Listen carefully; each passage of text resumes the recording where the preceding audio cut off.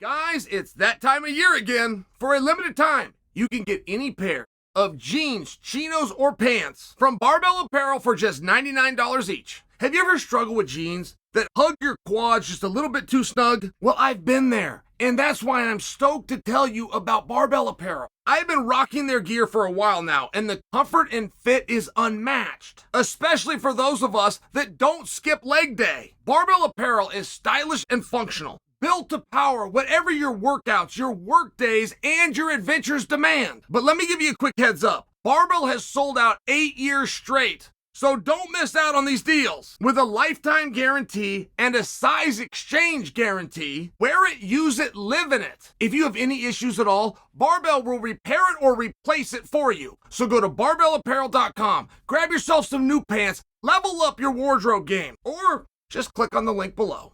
Who should be paid more? A UFC champion or a star in the UFC? Now, I gotta tell you, this is stunning to me. I have to dumb down my own intelligence to have this conversation. And I'm really quite surprised that the conversation is still being had. It never seems to go away, though. NBA, WNBA, just by example. The soccer was going through it. Megan Rapaponi, and she was making this argument, and it was going back and forth on what we have to do versus what we're getting. And nobody who wanted to look sexist or even that just didn't want to look like a jerk and be insensitive, right? It's a very rude thing to tell somebody what they're worth. Now, every boss has to do that. Everybody that has a job has somebody that told them that. Everybody that has a customer and a client that they can provide a good and or a service for is told on a daily basis what your time and efforts are worth. But it's still rude. It's still a very rude thing to do. So when the topic comes up, and this had just come up, I was listening to T. Wood. He was a guest being interviewed by Demetrius Johnson. Great interview if you guys haven't heard it. Demetrius does a fantastic job talking to these guys. T. Wood's got insights on all sorts of parts of the business, but T. Wood was talking about, hey, when I was champion, I was making the same as, and he specifically used Cowboy Cerrone as an example. He said, man, I don't like that. I don't like that as the champion, a guy in my division, remember Cowboy fight at 170, dipped back down to 55, and apples just weren't apples in that scenario. I would fully understand where it would sound like a very strong statement by your champion to say, I'm being paid as much as a non-champion. I would get that, and it raise a feather, raise an eyebrow. But without going back and looking the numbers, which I have not done in all fairness, but boy, Cowboy fought a lot of times. I mean, this is one of those sports where each time you fight, there's an escalation. It could just be by 3 and 3. 3,000 on the show side, 3,000 on the win side. And for you to meet that escalation and to go up, you have to win. But Cowboy won a lot of fights. He had an awful lot of matches. I mean, there is something to be said over time and duration. There used to be a number within an algorithm that if a guy fought on TV, he had to fight on TV for this to work, but for every time that he fought on TV, his value went up 15%. The amount of people that would recognize him, that would know him, that would have an anticipation, that would want to see him, there was an algorithm. This goes way back to 2005. I don't know that same equation has held up. But, of course, if you have a fan base that brings in money, if you have something that can be monetized, you're going to get a piece of that something. The end. And that doesn't start out at the beginning, because at the beginning, a promoter's just got to get a show. He's got to get a show. He's got to get something to the market to show what he does different or what he does better, or to captivate certain demographic, get them interested, and sell them on the idea. So when he's out there doing that, rinse and repeat 2, 3, 4, 8 times to fulfill his TV obligations, if he never reaches what becomes a star, if he never reaches what has either a skill or an interest or a character to a level that they will bring people with them on the journey to come along, to pay attention to what they're doing, separate them with their time and their money to watch you. If he doesn't bring enough of them, he goes out of business. And that's generally what happens.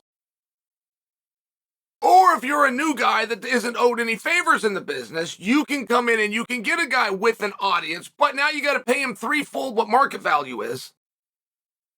And he's going to lie to you in the first place and tell you how much he's really been making to make you think you're getting a deal. And I mean, there's a great expression in MMA. Not only does everybody that keeps popping up in MMA seem like they're the latest contestant on Brewster's Millions, right? How fast can you go broke? Not only that, but the expression that a fool and his money will soon be separated is very, very true. So initially what you're going to ask yourself if you're going to this business is, what do I have to pay these guys? Which is a nice way of saying, how cheap can I get them? Because I don't know. It's all an experiment. It's all a big loss for me. And whether I'm doing that on family money, banks money, raised capital, however I'm doing that, I am going to have to answer to somebody and show them what my numbers are before I can get them to give me the money to do it again. So it doesn't matter if you've won Abu Dhabi. It doesn't matter if you were the champion of the world. And were champion is nowhere near as valuable as am champion, as is champion, as reigning champion. And I just do get surprised when we have this same conversation. I really, really get surprised. Where if you're going to go out and you're going to get as much as you can get, you're going to have your argument, whatever that may be. And your argument might be an effective one, and it goes out and gets you a beautiful contract. But within that argument, it never said champion. You just hadn't got that yet. You hadn't succeeded. You hadn't been the champion. But whatever argument you did have, it was very beautiful. And then the guy that is the champion, he comes in, he gets the most that he can possibly get. And he has the word champion associated. That happened for him. He got that opportunity, found a way to succeed. It's just a very strange situation. And the number one reason you want to be careful when you're speaking about that, particularly publicly, is you want to have partners. And there's not very many ways to have them. For the most part, partner is just a word they use in business to not have to pay very much. It is right along the lines of family. Hey, you're part of the family. Hey, we're all in this family. It's just a word. It's just this thing that you use to evoke an emotion to pay somebody less. But there are times when you'll find out that you don't have a partner. And a very clear sign that you don't have a partner is if he's counting your money. If I'm in a negotiation, and however that negotiation's going, and I say, well, John over there got, now I'm counting his money. Now I'm questioning a deal that you did with John.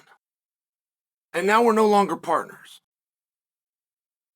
And now I've also lost your respect because now we just became adversaries. Because if I'm the one that did the deal with John, oh, and by the way, I made a bad deal, I'm losing money on John. Yeah, there's going to be a correction in there. And it's not just going to be next time I sit down with John. It's going to be to sit down with everybody I sat down after John, you being included. So you reminding me that I paid John too much money is only going to upset me.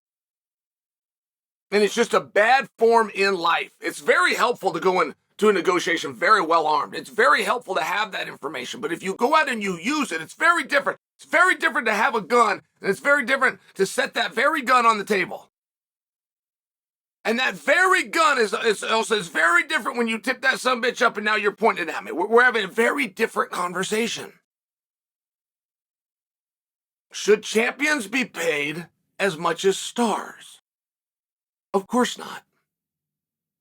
No. The champion could make much more money than the star. Or the star could make much more money than the champion. But that's not the promoter's job to decide. That gets decided by the audience. The audience decides who they want to see.